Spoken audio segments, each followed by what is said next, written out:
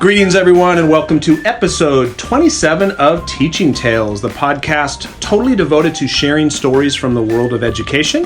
I am Brent Coley, your host, and joining me today, I am privileged to have Railene Flores and Cassie Lira. Ladies, thank you for joining me. Thank you for having us.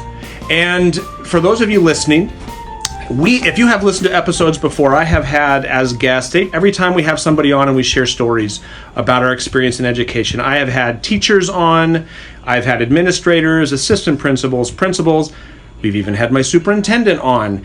And there was one voice, there's a couple voices that I have been wanting to have on, and that is the parent perspective. So that's what, Railene and Cassie, I want to talk today about from a parent's view. The purpose of the podcast is hopefully for anyone listening to be encouraged or inspired to pursue excellence, which is our school's theme, to get better, to try something new, to make themselves better educators. And we've had 26 episodes from teachers, superintendents about, hey, this is what I do, or this is what I have done, but I want to hear it from parents, from you guys. So I asked you guys, and thank you for being willing to come in. Yes. And because you guys both have kids at the school, have for a while. And for anyone listening, I'm talking to our current PTA president and a former PTA president who rock our school. Ladies, thank you. Thank you. Publicly for the world, for my mom and dad who are listening right now. If no one else, my mom and dad now know that you guys are amazing.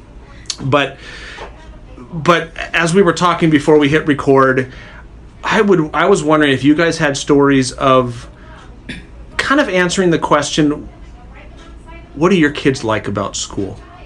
Why do your kids want to come to school? Hopefully they do want to come to school. Yes, they do. Maybe not every day, but that's true for teachers and principals sometimes. We'd rather sleep in. But why do they love Alta Murrieta, our school? What about the school? Because that's what we want. I can think talk till I'm blue in the face about what I think makes a good school or makes a good teacher or makes a good principal, but you and your students are the ones that matter. What I think doesn't matter if it doesn't mesh with what you guys think. So Railene, did you want to start? My kids like coming to school because, for one, they love their teachers. I was lucky enough to attend Alta back when it first opened, and I'm lucky enough that some of the teachers, I don't want to age anyone, but some of the teachers are still present here, which for me is very comforting, knowing that they're comfortable enough and the school isn't enough for them, they stay that long. Mm-hmm. There's not a lot of teacher turnaround, which is huge because it allows the kids to make a good connection with their teachers and go back to see them when they need that extra bit of love that maybe they're a little nervous to get from their new teacher. Mm-hmm. So that's what I like. I love you. And my kids like that too. There's nothing better than, as a former classroom teacher, the first day of school or the second day of school having your previous year's kids come back. Yeah, and my kids love to go back and say hi. And my daughter, I have two here, and a son and a daughter here, and two at Warm Springs.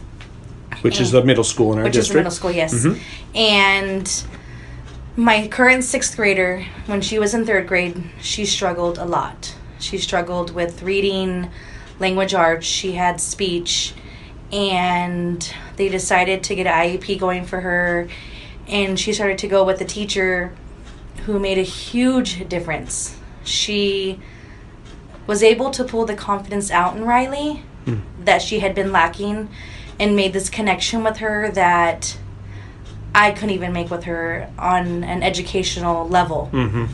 She would go to her before she'd come to me sometimes about what was going on with school. Her biggest goal was to finish System 44. And unfortunately, the teacher that she had made the connection with moved on to newer opportunities in another site. But when the second thing she did, first I was lucky enough to be here, she finished it. She ran up to me and says, "Mom, I finally finished." And then her second statement to me was, "We need to email her and tell her I finished." Because email the other teacher. The other teacher who had made that connection with her, because she wanted to share with her, like, hey, I did it. And so she emailed her. We let her know. That teacher has then came back to Alta, to hug her, congratulate her, bring her a special treat, just to let her know that, hey, even though I've left, I still care. And then that allows her to know, hey, they still care even though they're not here. Yeah. So, I mean, that's huge, and she still talks about her every day when she makes these huge accomplishments. We got to email her and let her know. And 3 years later. 3 years later. And so she has her email. She has her email in her personal cell phone, so she can email and talk to her and continue on with her. That's awesome. So, and that's an example of, in some of the previous episodes, we talk about sharing stories of that we won't always see the fruits of our labor. That I think the quote, for anyone listening, and every day in our staff lounge, I have as you ladies have seen, we have a quote of just kind of inspirational messages and things like that to hopefully encourage the staff. And yesterday was about seeds. It was about, like, we need to treat students like they're seeds that we're planting, and especially in education, elementary education, we won't always see the blooming of that flower. In terms of, as we plant it, we water it, we fertilize it, we give it all the love that it needs, and then like you said, the teacher moves on to another site, moves or retires or something like that. But 3 years later, 13 years later, whatever it is later, she still wants to communicate with her. And gosh, and there is no greater compliment to a teacher than that. That is, who was that? Kim Kuhn. Kim Kuhn. So Mrs. Kuhn, if you are listening, yes. shout out to you. So, and I would concur. She put her heart and soul into, and she still does, doing it for other kids at different site now. So that is fantastic. Cassie, did you have? I don't know, Railene kind of just... Did she take your answer? I completely agree with what she was saying. I, too, went to this school since 1990, and I still see my old teachers here. And I think it's the school, the atmosphere of the school, and the way the teachers are with the students. Like, student is his own individual. And I just love that. I've always loved this school, and my kids are here now, and I just love that. And, like, for instance, with Roger, he was very close with my dad, very close with his grandpa, and when he passed away, he was in first grade, and it was very hard on Roger. It started affecting his academics and his self-conscious, his confidence, everything. It was just really messing him up, and his teacher came to me and told me we might need to keep him back a level, and no parent wants to hear that. Nope. But having the meeting and seeing the work, I completely agreed, and it's the best decision I made, was to keep him back. And he had Miss Piovarsik. Well, shout out Miss Piovarsik. And she was so wonderful with him. I mean, right away off the bat with him and his confidence, you can see it was growing again. He was getting back into school. He wanted to come to school, and he loved being in her class. And it was just amazing seeing his face light up. That was great to see that, especially after all that happened. That's awesome. That was a big thing. Well, and in talking with what I hear you saying now, and before we started recording, many of the things that you just shared and have shared earlier on, it's not, well, this teacher has the best instructional strategy. Not to downplay the importance of instructional strategies and good pedagogy and things like that, because we want our teachers to be good teachers. Yes. But the quote on the board today is one of the, I just saw it the other day, and it's like one of my already favorites. It's that for those unresponsive students, you may not be able to teach them today, but you can love them. And if you can love them today, maybe you can teach them tomorrow. And it all starts with relationships. And for Roger, I mean, he established a relationship with his teacher that when a hard time outside of school came around, he was able to lean on not only you and the rest of his family, but his teacher in terms of making it a fun place, a safe place, where he wanted to be. You had shared before about... Okay, yes. my nephew who also attends here, we're very family oriented, and I have 2 other nephews that also come here. He's huge into football, loves football. Football is his life. And when he was going into 5th grade, he wanted the 5th grade teacher, Mr. Walton, because he played intramural football. And so he thought if he got him, he got to play football all day, and that was all that was going to happen. Yeah. Well, he came in, and by the 2nd day, his whole outlook on coming to school had changed, which he loved school before. But now he loved school, but now he's also enjoying school, which is different. Like, you can come to school, like it, love it. But once you enjoy it, there's a huge difference. And so he came home and told his Mom, this is going to be my best year ever. I can't wait to go to school. I got a lot of things coming on. It's a big year for me. I got to really stay focused and do well. And even at football practice, he was struggling a little bit, couldn't get his head in the game. And when his parents asked him why, his response was, well, I have a lot going on at school, and I got to stay focused. That's got to be my number one now. Mm-hmm. So the connection that even he made with Mr. Walton, which he thought was going to be all about football, he was able to turn it around and get him to enjoy the educational part along with the football, and made that connection with him. And we are recording this for anyone listening on day 5 of the school year. So this is we're not 100 days in to us. We just finished the 5th day of school. There's 175 more to go. So in 5 days, there's already been a relationship established. Yeah, he probably hoped he could play football all day, every day, and that's not the reality. But I mean, I'm hearing you say this. He doesn't want to let Mr. Walton down. No, not at all. That's what I'm hearing, and I think I've shared the story before. I mean, I had a professor in college, Dr. Guillaume, and I've shared this in a previous episode where she taught one of my statistics classes in my master's class. Mm-hmm. Statistics. Yikes. Yeah. I mean, it was a hard class, and she was such a good teacher. She taught me well. I only missed a couple points in the whole class, and I say that not like, wow, good for you, Brent, because it wasn't me. It was her. But I say that I share this story because at the end of the semester, I had the option of not taking the final. I could have gotten an A in the class without taking the final. Mm-hmm. But I took the final. Okay. Because if I didn't, in my mind, I was going to let her down. Mm-hmm. Yeah. And I didn't want her to think I was taking the easy way out. And at this point, I'm not as old as I am now, but I wasn't a kid. I mean, I was probably 30 years old or so. Okay. So even at that level, it was still, I don't want to let her down. Mm-hmm. He doesn't want to let Mr. Walton down, and I'm sure Mr. Walton hasn't said, don't let me down. No. He doesn't have to say that. No. So he's able to make that connection without telling him.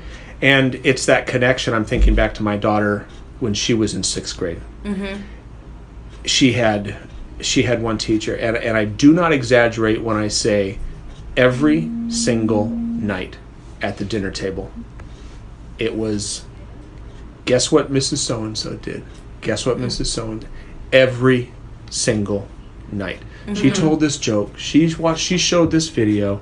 She did this lesson. And most of the time it wasn't that we did this great lesson. Mm-hmm. It was the teacher. Yep. She loved the teacher. Mm-hmm. And because she loved the teacher, she excelled in the content that the teacher was. She was a good teacher as well, but Rita Pearson is a former teacher who said famously, kids don't learn from people they don't like. Mm-hmm. Yeah, that's true. Hey, I'm sure. I mean, you can, both of you and I, we can think of teachers we had growing up that we didn't like, and you think of the ones you did like, and we're not going to mention names of the ones we didn't. But you think we probably did not. Probably we did not learn as much from those people as from those that you did like. Well, no, because we didn't want to be there. Right. It was okay. It's 8:00. Let 3:00 come. I want to get out of here. Yeah. Just do what I got to do to get by, and let's go. But now the kids are looking at it as they don't want the day to end. Yeah. They're coming into the class, and oh my gosh, it's already lunch. Oh, it's already time to go home. Like, they're not even realizing everything that they're soaking in and learning. Right. Because they're taking it in and just enjoying every minute of it. My kids have loved every single one of their teachers here. Mm-hmm. We've never had a problem. Awesome. Never. Nothing ever negative. They love their teachers. And putting you on, I mean, you've kind of touched on that. And for anyone listening, I told the ladies before, this is not a fishing for compliments episode. No. That's not what this is. It's like, not at all. Being honest. But from a parent's view, again, we want to know, why do your kids why you say they want to come to school? I mean, can you, and you've said that there's been connections that that they have made, but as a school in general. So if a principal is listening to this right now, what, as a school, and I've only been here, this is starting my 5th year. We had Mr. P was here for 10 years, well, as a principal. He was here a long time before that. So this was a great school long before I arrived. I've just tried not to screw it up. What would you say for a principal listening? Like, what goes on here? What was going on? Again, I don't want to say like, what great things am I? That's not what I'm wanting. What was going on before even I got here that makes Alta? Because it is. I've been at a lot of different schools, and the very first time, so I'm kind of answering my own question. The very first time I walked in our office ladies, I'll put them against anybody because they are just the nicest people that you will ever meet. So my very first experience was, wow, this is welcoming. But what would you say?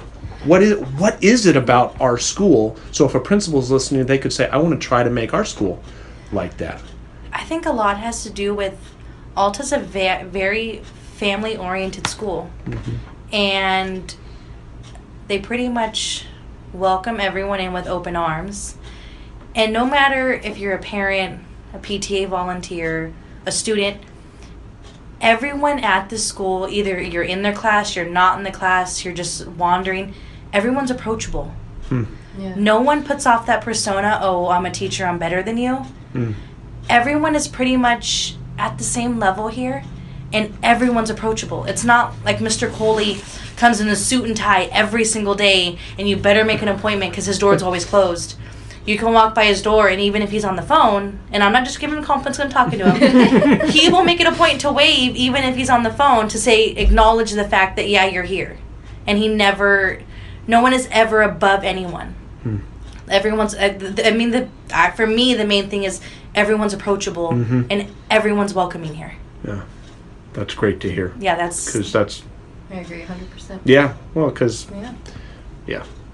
That's...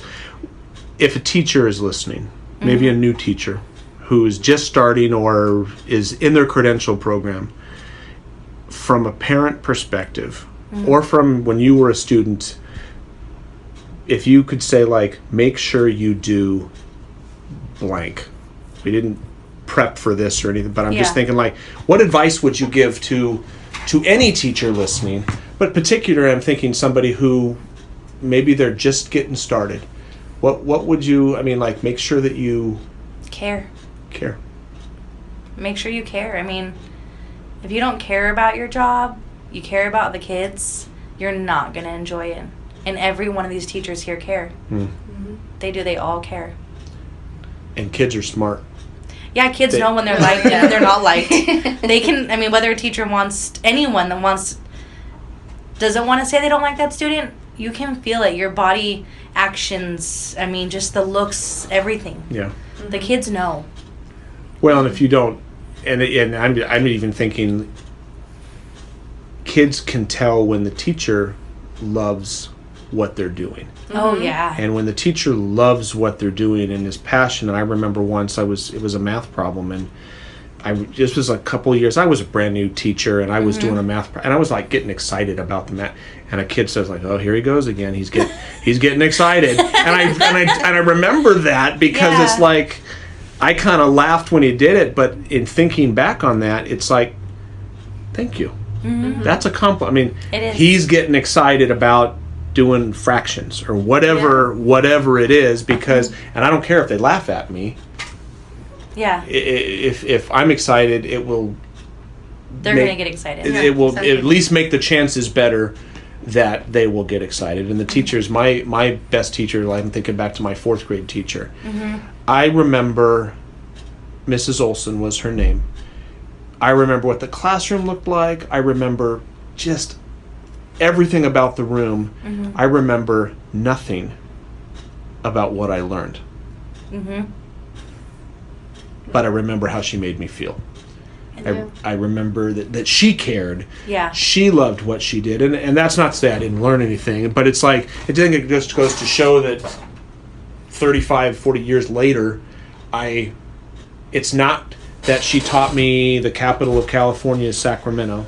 It's the fun things that she did. And But that goes back to she cared, and you may not remember what you learned, but in reality, it's set in. Yeah. But you liked her so much that you didn't realize you were learning because she cared about her job. Yeah. So you learned a fun way. Yeah. I saw another quote that's going to go on our board soon. It's something along the lines of, when learning and fun become indistinguishable, we win. I mean, it's you trick the kids into, you don't even realize that you're learning. And I don't want for anyone listening, I mean, this in no way are the three of us, and me in particular as the principal of the school, downplaying the importance of standards. Oh, not at all. And strong instruction and pedagogy, and I mean, because you have to have that. Because I'm sure you've had too. Oh, he's a great guy. She's a great gal. She's a nice person. But Wasn't a good teacher. I mean, I've had those where it's like they were great people, but they weren't good teachers. I mean, I didn't learn a lot from them, and I think kids can tell that too. They can tell when the teacher's prepared. Yep. When the teacher is unprepared. So, anything to add, Cassie? Railene took all the good answers. Sorry. No, that's all right. You should hear in the PTA room. No, I think, well, for the times I volunteered in classrooms, when they make it like a team thing, a whole group thing, and they make it fun, I like that way of learning. Because I sit there and I start learning, like, oh, okay, and I get into it too. Yeah. I mean, I go home and my kids are so bright. They know so much, so I know the teachers are doing something right here, you know? Not only with the caring, but just the caring is a big importance, of course. It's where you start. Yeah, it's a foundation, but it's not the only thing. They're paying attention. Yeah. My kids are paying attention and they're learning. So, I mean, well, and I think you're talking about, I mean, one of the shifts that we're trying to do, and as teachers all over the country and world, it's trying to move away from the teacher stands in front of the class and is the only one doing the talking. Be quiet and listen to me, because I'm going to teach you, and you better listen. Involve everyone. Yeah, and so often now, as you both have worked in the classrooms as well, you're seeing a lot more of the turn to your neighbor, talk to your neighbor. It's almost like, and I'm telling the teachers now, 20 years ago, it used to be the type of thing that if a principal walked in your room, it better have been quiet. Yeah. I mean, that was like, if it's quiet, that's a good thing. That means I have control and the kids are learning. Yes. Now I tell it's like, if I'm walking in and you're the only one talking, I want to see the kids talking, because there's a difference between productive noise, talking on task, and talking about the new video game that they... Well, I think they like to be engaged. The kids, they get bored. I mean, I was fortunate enough to work in 5th grade last year. I didn't have a child in the class, but I was a teacher's aide in there. And I'd have to say I learned so much just doing what I had to do for her. But the way she taught the kids, I learned stuff I don't even remember learning. But the way she taught them, and the kids would get engaged and just do their mini drills, and they enjoyed it. Like, I mean, you get the one or two that would complain, but for the most part, they all were listening and excited and wanted to answer the questions. She didn't have to beg for volunteers. Yeah. She almost had okay, I don't need that many volunteers. Yeah. We have to move on. Yeah. I appreciate all your comments, but we have to keep going. Yeah. So, like... Well, and that's engagement is... We do a lot of work with we're working on rigor, relevance, and engagement, and kind of goes hand in hand with caring. If you care, kids are going to care about you. Going back to I don't want to disappoint Mr. Walton. Exactly. I didn't want to disappoint Dr. Guillaume. If they know you cared, they're going to care about you. And the more engaging a lesson is, the best thing is when you're a teacher and you're doing a lesson and it's recess time and the kids don't know. Yeah. The bell, if there was a bell, it rings and they're like, oh, or if there's no bell and recess started 5 minutes ago, but they're so into what they're doing, they don't even care. Or they're like, can we just go through recess? Yeah. I mean, that's huge. And I've seen that like maybe once or twice volunteering in a classroom. Yeah. I've seen that happen. Yeah. And that's, I was just like, wow. but that's an engaging, Yeah. that's what can we do to engage them. So when the teachers have to like, okay, you have to get out. I need 5 minutes. yeah. Like that's a good thing when you have to push your I students out. have to go to the restroom. Yeah. I need you to go outside. Please just give me 2. I just need a little bit of time for myself. No. So no, but this is good stuff. And for anybody listening, I mean, speaking as a principal, but also as a parent. Yes. I mean, again, I've got a junior in high school and a 6th grader in middle school right now, and I would concur with everything that you have said. When my kids come home, the classes they do the best in are the ones where the teachers care. Yep. It's the one, and the ones, and they know. They'll, Dad, he doesn't really want to be there, Dad. She doesn't really want to be there, Dad. Yeah. I mean, they will tell me, and they'll throw their they'll throw the teachers under the bus, and I've seen that as low as first grade and kindergarten. They know. So gosh, yeah, it starts with that foundation is caring, because if you don't have that, no matter what kind of lessons and stuff, if you don't have that strong foundation, it's not gonna start. It's not gonna work. So ladies, thank you. Thank you. Totally appreciate this. And for everyone listening, Mom and Dad, thank you very much. Totally appreciate. Yeah.